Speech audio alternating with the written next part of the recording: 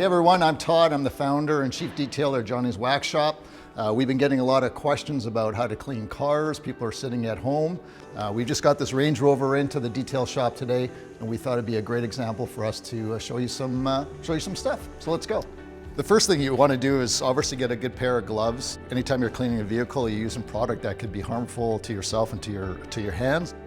So is there a difference between cleaning and sanitizing? Yes, absolutely. So today we're going to focus mostly on cleaning. Cleaning is all about really getting the surface dirt, and disinfecting is really about sort of trying to take care of the bacteria or the germs that may be on the surface. The key thing is to make sure that you're reading the instructions to ensure that whatever you're using, if you're sanitizing, that it's safe for all surfaces. So if you look at something like Lysol, obviously read the instructions. When you use something like this, it needs to be on the surface for at least 4 minutes before you wipe it off. And it's only good for hard surfaces. So if you're using something like this on leather, it's probably not a great idea. So one of the biggest things to cleaning your interior car is your steering wheel. Obviously you're touching it all the times. You could be drinking coffee, spilling all over it. It's essential that you do clean this. So one of the easy way to do this is I have a leather and interior cleaner. I'll spray this generously on my microfiber cloth. I'll just go around the steering wheel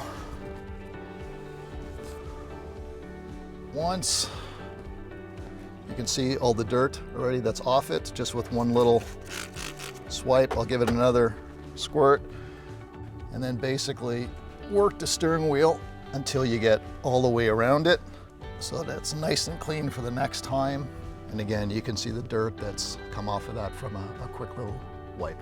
All right, here's my favorite thing to do is vent cleaning. So the best way to do that is I've got these little detailing Q-tips, if you will, or if you don't have something like this, you can go into your medicine cabinet and just get a regular Q-tip. And I'll use this to show you how much dirt is within those vents and how you can clean that. Again, I use a leather and interior cleaner, and I'll go within the vents and work the product back and forth. And I've done 2 vents, and you can see the dirt again. So another really dirty and grimy spot is your control knobs that are in your dash. What I like to do is use my leather and interior cleaner.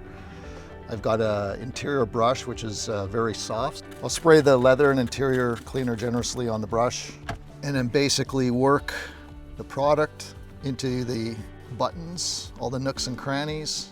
And then once I've done that, I'll take my microfiber towel, give everything a wipe down, and you can see that there's plenty of dirt that we just took off from all the nooks and crannies. So another key spot to remember to clean is your seat belt. So how many times you get in and out of your car, you grab the seat belt, got dirty hands, you know, maybe you've got an apple fritter or something that you just ate. I love apple fritters. Anyways, I'll just give you a quick tip on how to clean that. So again, your favorite microfiber towel. I'm going to use the leather interior cleaner again, give it a generous soaking. Give it a pull so that you're getting the entire seat belt. Wrap it around.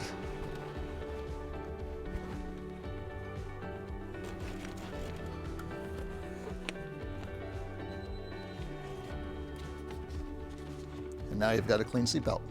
All right, everybody, that's it for today. I hope you enjoyed that. The other thing to remember is that if you don't have a favorite cleaning product or you ran out of your favorite cleaning product, you can always use the basic soap and water. It works really well. Sometimes you don't have to be overly complicated. You keep it simple. That's what we like to do at Johnny's. So until next time, dirt off.